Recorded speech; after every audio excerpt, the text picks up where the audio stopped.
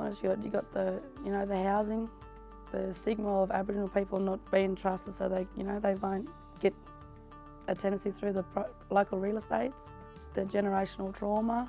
You've got like the alcohol and drug abuse or misuse. The services in town.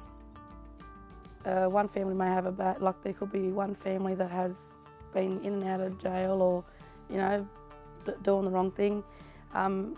A lot of the rest of the family won't get a chance in employment, any sort of help in town because of that one person, family member. We still got the racism in town.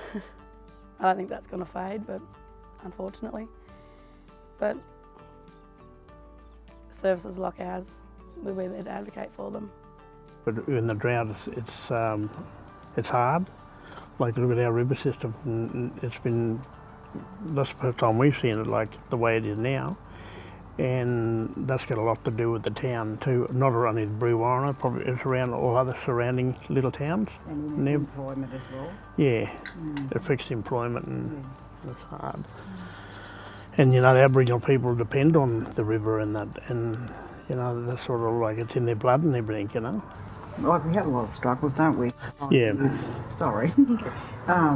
With health and like with services coming, like with mental health and all that. That's all other service. Yeah, it's hard. Drug and alcohol, they fly in and once a fortnight or whatever, and you just got to deal with what we got. We just let them know that like we're there to support them in whatever Yeah, whatever help they need. Transport if they need to go down to get that help. Trust is a big thing with Aboriginal people out there in our communities, and like I said, if there's people sort of jumping to and from all the time and like they might put in trust into a mental health worker, then all of a sudden, they just pack up and go on and the next one comes along and then sort of it takes a long time to build up that trust again. Everybody interlocks somewhere or crosses paths, like that is a barrier. But at the same time, I suppose it can be used as a plus. Yeah. So that crossing over a little bit here and there, but just understanding those barriers and limited resources. Yeah. One of the huge barriers in rural areas is the fact that we don't have a lot of resources. So our staff generally find themselves as the accidental counsellor because we don't have enough counsellors to go around. They generally find themselves in that space. I think it's very important for them to take the time to listen to their clients. A lot of time you don't even have to say things as long as you're there to listen to them and allow them to tell their story. Showing respect and without any judgment. Most of them, that's all they need. And there's no wrong door policy out here because a lot of times there are no other service other than them. So it's really important for our staff to be able to think outside the square and access a whole range of things that aren't mainstream to what they need. So they have to become very, very resourceful and really know their communities to know what's available within that community and to know what other things each service does other than the mainstream of that service.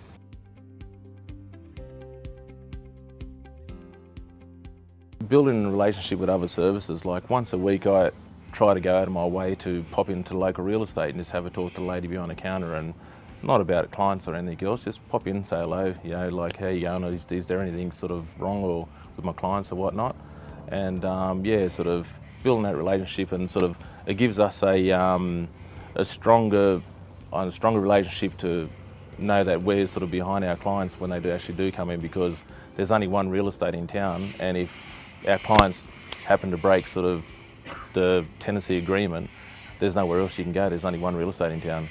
Just got to keep researching all the information, speak to people in different services, different towns, speak to other homelessness services, see how they, fix those issues, or if they got any advice or something, Keep searching until you can find the person or the service to help.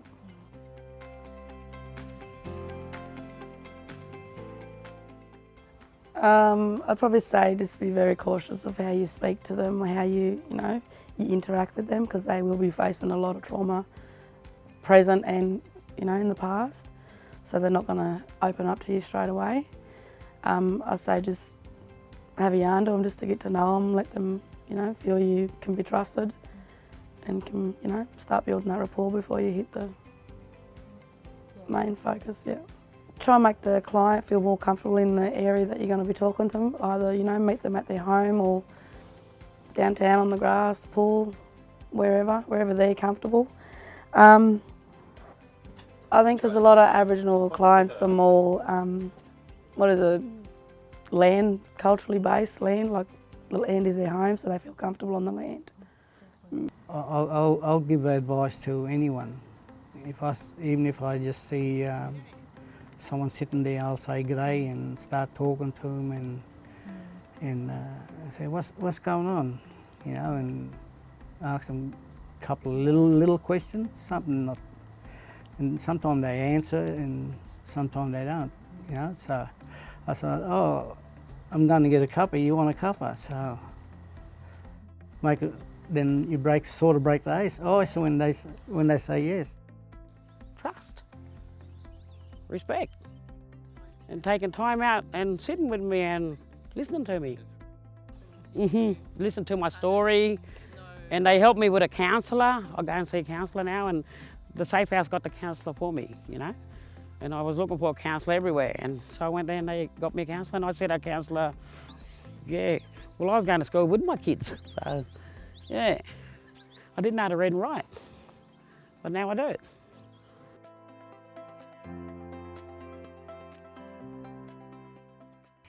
And we've got another one that's just at the moment, it's called Bro Speak. It's about bringing Aboriginal elders within the community to run a program within the school to do a lot of things with cultural stuff with the young Aboriginal kids. So the young Aboriginal kids can look up to the older Aboriginal sort of community members and then see that they're doing actually good in the community and say, yep, we can actually do this ourselves. So we sort of go out, we do things like didgeridoo making, going out and explore sort of bush tucker, stuff like that. So yeah, and it's actually pretty good for the younger kids to come along and look up to the older people in the community. Being an Aboriginal lady, I can relate to some of that stuff, or most of it really. I presented to Walgett to the homeless service, so yeah, with me and my partner and son. So I think because I can relate to it personally, I understand more where people are coming from and why they're presented. It is such a good feeling, helping another Aboriginal family get to where they need to be.